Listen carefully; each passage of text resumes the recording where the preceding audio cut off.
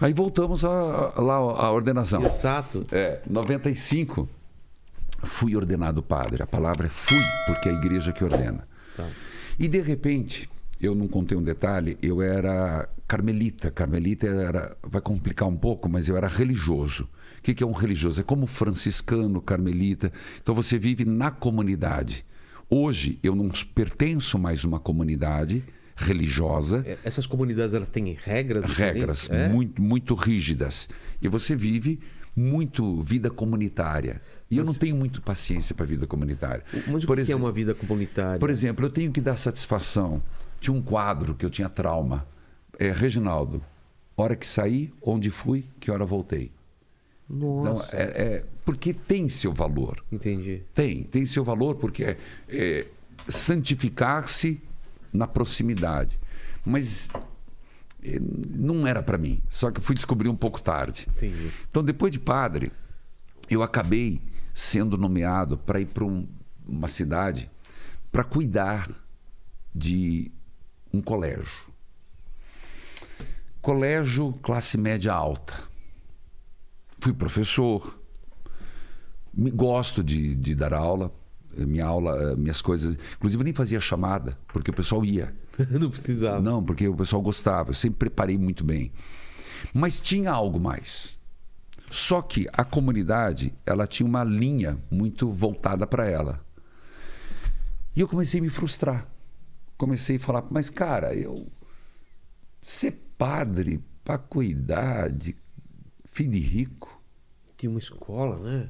Não era bem isso que eu queria. E aí comecei muito cedo, com 3 anos de padre, comecei a não questionar minha vocação. O que eu ia fazer do ser padre? Entende? Para que lado que eu ia? Ia estudar, ia para Roma fazer uma especialização, ia para alguma universidade, faculdade, fazer um graduado, um mestrado, um doutorado. Mas não era isso. Tinha acabado de sair da faculdade. Sabe aquela gana que você tem de eu tenho que fazer alguma coisa? E aí foi que São João Paulo II falava 3 palavras que me impressionava muito. Ele dizia assim: evangelizar com novo ardor, evangelizar com novos métodos. Eu falava, caramba, velho, eu saí de uma teologia, aprendi Bíblia, aprendi pastoral, aprendi tudo, mas eu não aprendi o que é esse novo método. O que ele está falando? Te juro que aquilo começou a me dar angústia. E foi quando eu tive um bispo maravilhoso, Dom Pedro Fedalto, hoje 96 anos, vivo e lúcido. Até me corrige. 6. Nossa. Lúcido. E até me corrige nas datas. É mesmo? O cara tem uma lucidez maior do que eu. Que eu venho aqui com você, eu tenho que trazer meus números. A escolinha, A escolinha, porque eu nunca sei quanto que tem milhões, sei que lá, essas coisas. E eu falo, ele me corrige. E ele falou assim, padre, você não está em crise. Você não está em crise vocacional, você está numa crise de identidade do seu sacerdócio. É diferente, né? O que, por exemplo, você humorista, você cantor, vou fazer o quê? Vou fazer podcast, vou fazer televisão. Seria, no meu caso, uma crise artística, talvez? Dos 40, dos 50 anos? Não, relacionado à vida. Não, brincadeira. Não, mas é crise da meia-idade, o pessoal fala, né? De tempo em tempo eu tenho essa crise. Tem. Será que eu estou fazendo isso? O que eu vou estar fazendo daqui 5 anos? Tem essas crises, assim. Eu, na época, eu estava muito novo, estava com 20... fui ordenado com 25 anos. Ah, não, ainda não dei tempo. Lá para as 30 e pouco. Era uma crise do como conduzir meu sacerdócio. Você estava vendo já o que você ia fazer para o resto da vida, né? O resto da vida. Eu quero fazer? Ser padre, eu vou ser padre o resto da vida. O que eu estou fazendo... Aí era questionamento. Ser professor? Tá. Ser isso, ser aquilo? Foi quando Dom Pedro me chamou para Curitiba, que eu não estava em Curitiba. Cheguei lá, ele me colocou num bairro, de uma periferia, mas querida, é o meu primeiro amor. 5 anos que eu vivi ali, paróquia de São José Operário, em Pinhais. Uma bênção. Perto do aeroporto lá? Não, do outro lado, do aeroporto é São José dos Pinhais. Pinhais é perto de Piraquara. Perto... não é... Ah, tá. E foi uma benção, um povo querido, um povo animado. Só que, para pensar, o povo não ia para a igreja. E aquilo eu ficava agoniado. E não é que eram evangélicos. O povo não ia para a igreja para lugar nenhum. Ficava em casa. Falei, cara, o que eu vou inventar? Tinha uma torre, comprei daquelas cornetas potentes, sabe aquelas cornetas potentes? Mas daquela assim. E aí, ó, botei o sino. Abriram vingança. Abriram até processo comigo no domingo, porque eu, 7h30 da manhã, comecei a tocar sino, pro povo vir para a igreja. E tocava música religiosa. Porque o povo vinha para a igreja, vamos cantar. Gente, pior coisa desanimada. Eu pensava assim, ó, eu sou palmeirense com a graça de Deus. Você vai num jogo, você vibra. Aí você vai na missa ou vai no culto e fica lá com aquela cara de leso. Pelo amor de Deus, gente, não reage. Falava, não, tem alguma coisa errada nessa história. Foi quando eu gravei meu primeiro CD. Meu primeiro CD eram só músicas religiosas. E ainda, eu não sei cantar até hoje, né? Mas na época eu cantava assim, ó. Deus está aqui nesse momento. Por quê? Porque a gente cantava a música lírica do seminário, tudo gregoriano. Salve Regina, Mater Mise. E eu achava que era cantar, era isso. Gravei meu primeiro CD. Colocava na corneta lá, rapaz. E o povo começou a vir. Ah, é? Começou a vir. Vinham na missa e cantavam as músicas. Me deu clique. Ninguém falava de padre cantor, ninguém. Era Padre Zezinho, mas Padre Zezinho. Padre Zezinho, meu queridíssimo, um abraço, Padre Zezinho. E padre que cantava não tinha, assim, muito forte. E eu falei assim. Padre Zezinho é vivo, hein? Padre Zezinho é vivo. Poxa, 80 anos. Trazer ele aqui, né? Queridíssimo. Nossa, eu lembro muito das músicas dele. Demais. Aí foi quando eu falei, cara, saquei.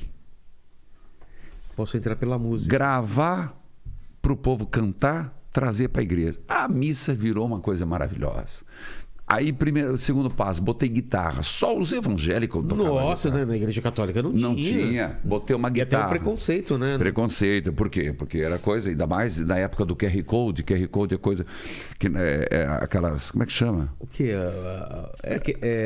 Código de barra. Código de barra. Foi bem naquele período que era coisa da New Age, nova era. Marca da besta. Lembra da Enya? Rapaz do céu, vivi tudo aquilo. Você não é Eu lembro bem. Porque, pô, eu lembro de... no máximo um órgão, né? Um pianinho, alguma coisa. Quando eu botei a guitarra, o povo se revoltou. Aí botei bateria. Aí acharam demais. Aí eu botei o carrão, né? O carrão pra ficar um pouquinho mais menor. acústico, Voltei na bateria. Resumindo, encheu a igreja, fomos para as capelas. Aí falei, vou lançar o segundo CD. O primeiro CD foi um adventista que me guiou. Um cara muito bom. Nunca vou esquecer disso, um evangélico. Só que ele me levou para a igreja batista, hinos batistas. O segundo, eu já peguei alguém do meio da MPB. O segundo CD. Hoje eu gravei o quê? Deixa eu ver aqui na minha colinha. 15 CDs. 15 CDs. Então, aí eu fui melhorando, entende? Aí eu fui alguém fazendo direção de voz, alguém... E deu certo. Nesse período, chegou um cara e falou assim, ó, que tal você fazer uma missa na TV? TV aberta? Pública. TV pública. Mas tipo, aberto. Tipo a TV Cultura. Tipo a TV Cultura. Tá.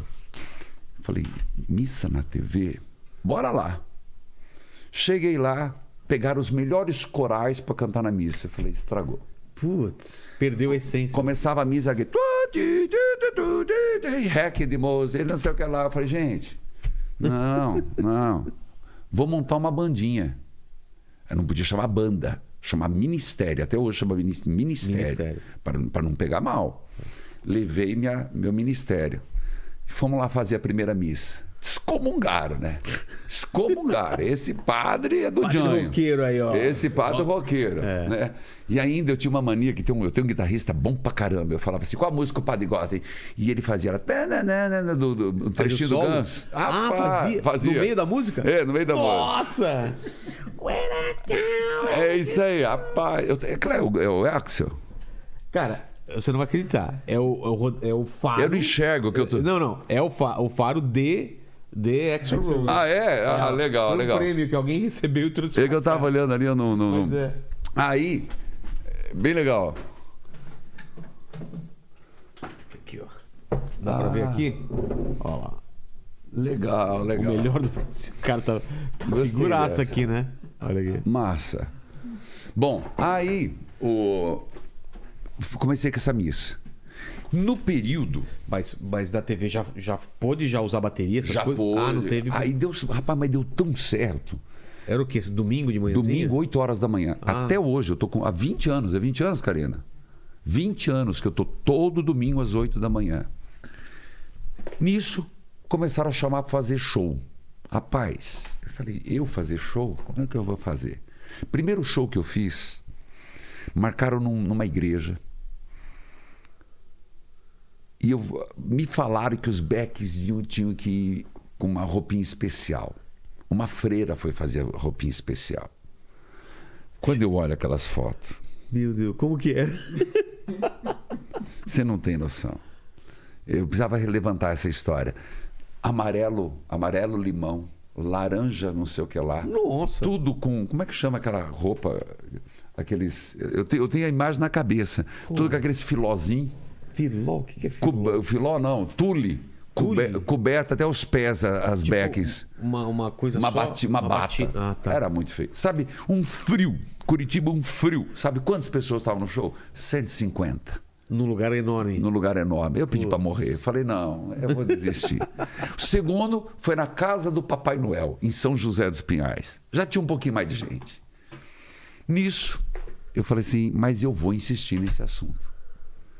E comecei a trabalhar e me convidava para fazer, me botar no programa de rádio. Você não quer fazer um programa de rádio de 1 hora? Tudo nesse período Tudo ali. lá em Curitiba. Tudo também. Em Curitiba.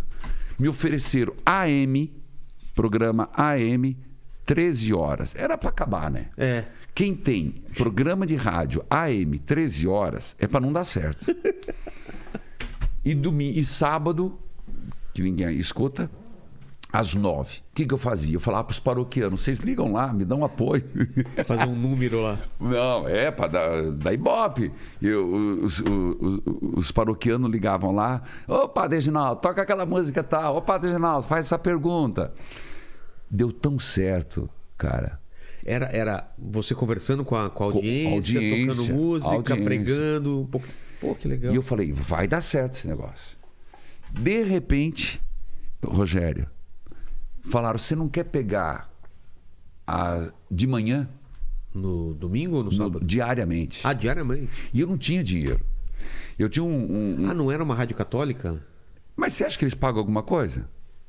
Tem que você bancar tudo? Pare, rapaz. Pare. Aí eu morava em Pinhais. Eu tinha uma... Como é que chama aquela... O golzinho, não bolinha, o outro. Aquele retinho. O Voyage? Que Voyage? Era um golzinho, aquele quadradinho, aquele antigo. E eu saía de lá, eu botava gasolina, eu vinha na banguela. Porque eu não tinha dinheiro para voltar. 1h da tarde. Só no cheiro da gasolina. Só no cheiro da gasolina. Aí fala, põe de manhã. E bem foi o padre Marcelo Rossi, forte. Lembra? Naquela época ele Naquela época. Lembra. E ele, você vai bater de frente. Eu falei, não, meu filho. A igreja não briga entre ela. O que eu fiz? Ele que horário que era? Ele era das 9 às 10. Tá. Eu falei, não, meu filho, a igreja não briga entre elas. Nós temos que dar exemplo. Fiz um marketing, mandei colocar outdoor na cidade. Porque eu pensei assim, se o cara é líder de audiência das 9 às 10, certo. 10 horas, eles vão parar e vão para algum lugar. Claro. Esse pessoal tá órfão, né? Vai fazer o quê? Falei, vem pro Padre Reginaldo. Então eu fiz um marketing. Antes do almoço ainda? Não, depois do Padre Marcelo, escute Padre Reginaldo Manzotti. Nossa. Rapaz. Deu certo? Deu certo de uma rádio. Hoje, o meu programa é retransmitido ao vivo, 1.620 emissoras de rádio no Brasil. 1.620 emissoras, das 10 às 11. Como que faz? Você grava e manda ou ao vivo? Ao vivo. Nossa. Hoje, eu comecei por streamer. Sabe o que é streamer, né? Sei aqui no YouTube, né? As primeiras rádios era pro streamer. Tá. E aí, quando chegou na 100ª rádio, não tinha mais streamer para isso. Aí começamos a subir por parabólica. Por parabólica. Nesse período, o cara que tinha rádio falou assim... Tem noção de quantas pessoas você atinge? eu tenho medo de falar, mas vou falar o que eu recebi. Tá. São 50 milhões de pessoas.